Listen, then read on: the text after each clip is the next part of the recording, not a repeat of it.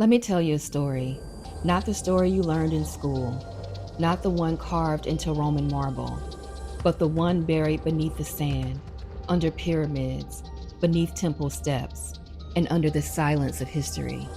Let me tell you about the Candaces.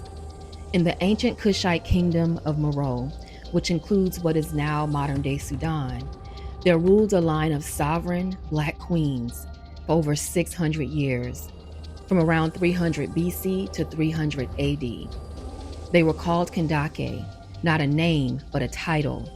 Kandake, or the later translation Candace, is a title that means Great Queen Mother. The Kandake, or Candace, was not a consort. She was not a decorated or kept wife. The Candaces were rulers, commanders, authority. And in Kush, as in other indigenous cultures, royal lineage passed through the mother's bloodline, which is matrilineal succession. So a son in Kush could become king, but the Candace appointed him. Candace chose. She coronated. She co-ruled. She led armies. It was the Candace that negotiated treaties. She built monuments. She commanded gold mines near Aswan in Egypt. It was the Candace, the Great Queen Mother, that directed iron production, agriculture, and trade routes along the Nile. The Candaces built pyramids in Meroe that still stand today. These were sovereign women who did not wait to be chosen. They were the choice. And the most famous among them was Candace Amanirenas. She reigned from around 40 BC to 10 BC during the height of the Roman expansion. At that time, Rome had swallowed Greece, and now Rome had taken Egypt after the defeat of Cleopatra VII and her husband Mark Antony. Almost the entire Mediterranean world bowed to Augustus Caesar, also known as Octavian, the founder of the Roman Empire, but not Candace Amanirenas, not the Great Queen Mother. When Rome moved south after conquering Egypt in 30 BC, they assumed that Kush would fall just as easily, but they assumed wrong. Queen Candace did not beg for peace. She attacked. A dominant, formidable Black woman, stout, well-fed, blind in one eye. She stood her ground, and she did not back down. She earned the reputation as the one-eyed queen who defied Rome. As she led her troops into battle, her soldiers captured the Roman fort of Cyan. They seized statues of Augustus Caesar. And in one of the most powerful symbolic acts in ancient history, Candace Amanirenas and her troops cut off the bronze head of the statue of Augustus and buried it beneath the steps of their temple in Kush. They did this so that every person who entered their temple could walk over Rome. Of course, Rome retaliated. They invaded. But Candace Amanirenas did something else that was unheard of in that era. She forced Rome to negotiate. The peace treaty favored her land. Rome withdrew its forces south of Egypt, and the Kushite Kingdom of Meroe paid no tribute.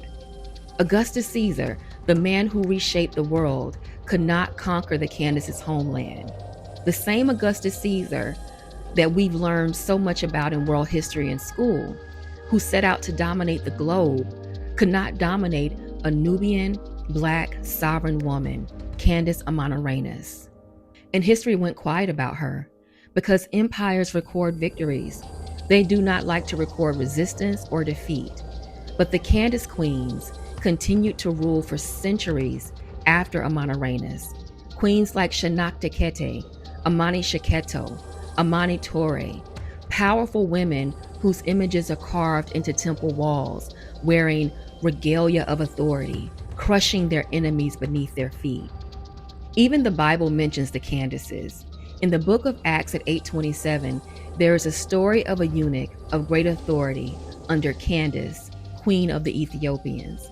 This Candace is possibly Amanitore, who ruled during the early 1st century AD during the time of Jesus. So remember, Romans also governed Judea during the birth and life of Jesus.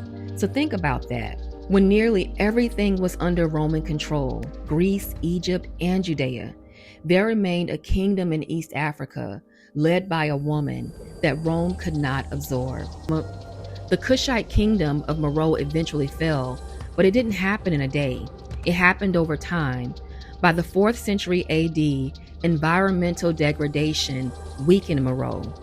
Things like iron smelting had stripped forests, the trade route shifted, and the Nile trade was disrupted, so that the once thriving city of Meroe began to lose influence.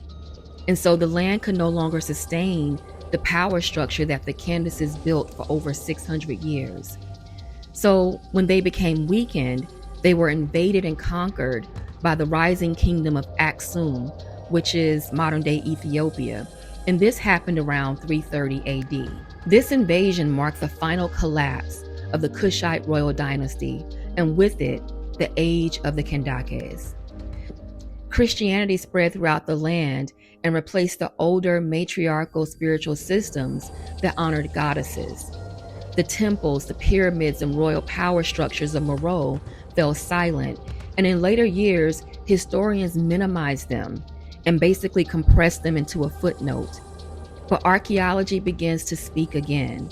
Even as the modern-day conflict in Sudan continues, pyramids still stand in Meroe. Statues still rise from the sand.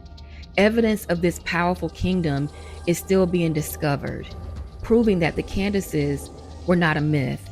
They were architects, diplomats, warriors, priestesses, builders of civilization that resisted colonization for centuries. Their story matters.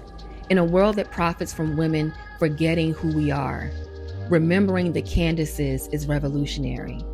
So when you hear the word Candace in scripture, when you hear whispers of a one-eyed queen who walked over Augustus Caesar, understand this: her story was not erased because she was insignificant. It was buried because she was powerful. And power, when it does not bow, unsettles empires. The Kandakes may have fallen from political rule around 350 AD, but their archetype never disappeared. The great queen mother, the woman who chooses, the sovereign who answers to no outside empire. While the stories of the Candaces can empower all of us, I believe right now it calls forth Black women. It reminds us that we are born sovereign. It reminds us of who we were before and who we can be again. Our strength and intelligence is often misused, overused, and even weaponized. We're told that we're too educated, too masculine, and if our energy is out of balance, it's because we've had to survive in systems that required constant output, constantly pouring into institutions, families, communities, and yes, even men, without being poured back into. And after generations of this, we've said, I don't want to be the strong Black woman. But strength was never the problem. You've just been wearing your crown wrong. Our strength was never meant to be used only for survival. It was never meant to be a battery for other people or to enable those who refuse to build themselves. Our strength was meant to build worlds, to advance the arts and sciences, to solve quantum equations, to shape culture.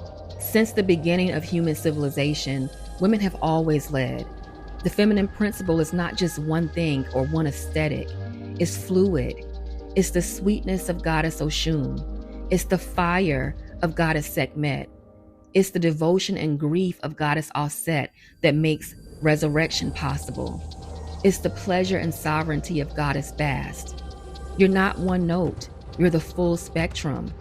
So Black woman, that fire, intelligence, and precision, the regal composure of the Candaces, that is your lineage. I learned about the Candace Queens over 20 years ago when I was 18 and a college freshman. And these women made such an impression on me that I named my daughter Candace after them. And yes, she knows the weight and the beauty of her name. So it's time. It's time to redirect our power, time to protect our personal borders, and to stop subsidizing systems that do not honor us. It's time to build inward wealth, wellness, wisdom, legacy. Love yourself. History tried to forget the Candaces, but Herstory remembers. And now, so do we.